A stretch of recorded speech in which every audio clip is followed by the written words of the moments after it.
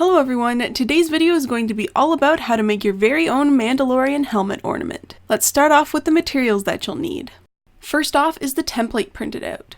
The file is 2 pages, although the first page is more of an inspiration page. The pieces can be used as templates as well. The link to the template is in the top of the description box. Next, you'll need some craft foam. You can use various colors, or you can just use a single color and paint it later. You'll also need a pencil and/or pen, a glue of your choice, scissors and/or a craft knife, some ribbon, and if you plan on painting your foam, I would highly recommend some matte Mod Podge to prime the foam, some paintbrushes, and of course some paint.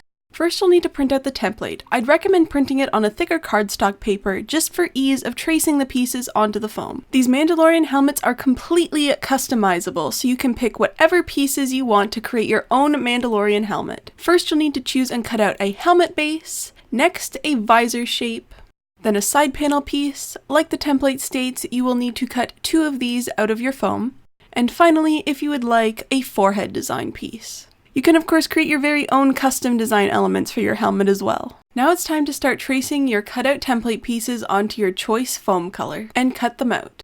I would recommend tracing and cutting out 2 of the helmet base piece just for added stability for the ornament.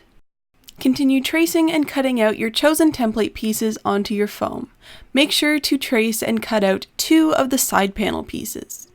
Once you have all of your foam pieces cut out, you can begin to assemble them. Starting off with the side pieces, line up the bottom edges to the bottom of the helmet base and the outer edge in line with the edge of the helmet just above the earpiece. Some of the helmet bases have earpieces that stick out further, so you're not always lining up the side piece with the lower side edge. Next is the visor piece. Line up the top of the visor piece with the top of the helmet. Then glue the lower pieces on top of the side panel pieces. And lastly, if you've decided to add a forehead piece, you can glue that on, lining up the top with the top of the helmet. Now if you want to get a bit fancier with your helmet, you can add engraved or embossed details into the foam using a pen or pencil.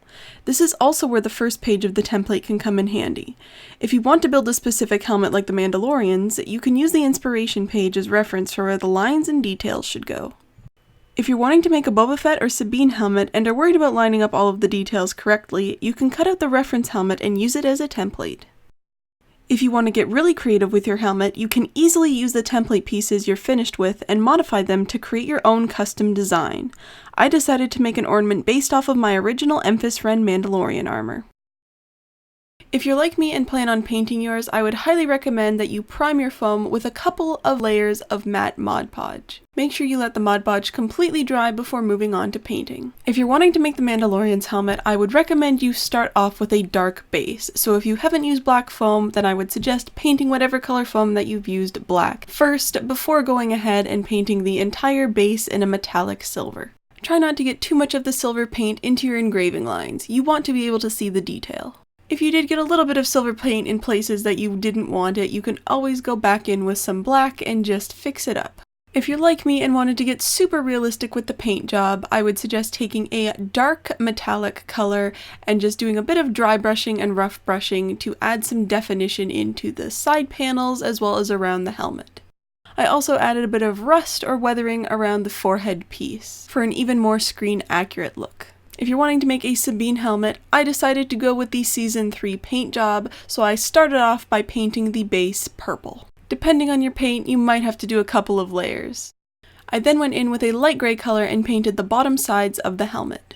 Then the side panel pieces in a darker gray color, and then I started painting the helmet details in a dark purple color. You can always look up a picture of one of Sabine's actual helmets to help you with color placement. Next was painting the main forehead design and the dots on either side in a red. And finally, painting the left earpiece in silver, the right earpiece in orange, and the visor itself in black. Now to add all of the painted details. I started by painting the tip of the orange earpiece silver, then using the same silver I went along the upper edge of the visor and along the sides with rough brush strokes to give the illusion that the paint was scratched off. I also added the same type of weathering to the main red forehead piece. Then using a lighter silver, I went in all of the engraved lines and outlined all of the helmet details. For a Boba Fett helmet, start by painting the majority of the helmet in green. I know I started with a green base, but it was definitely not the right shade of green. In fact, I found that the particular Boba Fett shade of green was very difficult to achieve, so keep that in mind. Next, I painted the side panels and around the visor in a dark green. Next, I went around the visor again in red this time. Boba Fett definitely has one of the more complicated helmet paint jobs, simply due to all of the color layering that needs to happen to achieve the right level of distress on the helmet.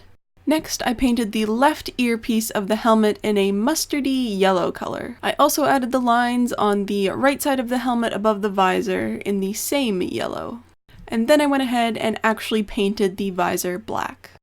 And now for the distressing. I went in with a dark gray around the red part of the helmet with a super mangy brush. Honestly, it worked great for this. It gave it the perfect level of texture. You really just kind of want to bounce your brush around and try and get as much texture on this as you can. I would highly recommend you actually find a reference picture of Boba Fett's helmet for this because the weathering is far more advanced than the other helmets. And then you want to go in with a bright silver color and go on top of the majority of that gray and again do that kind of bouncing weathering technique to give it that super distressed look that Boba Fett's helmet has. Once your paint job is finished, you can obviously coat it in your choice protective spray or finish, but other than that, it's time to attach the ribbon on the back of the helmet with some glue. And that is how to make your very own Mandalorian helmet ornament. Thank you so much for watching, and I'll see you in my next video.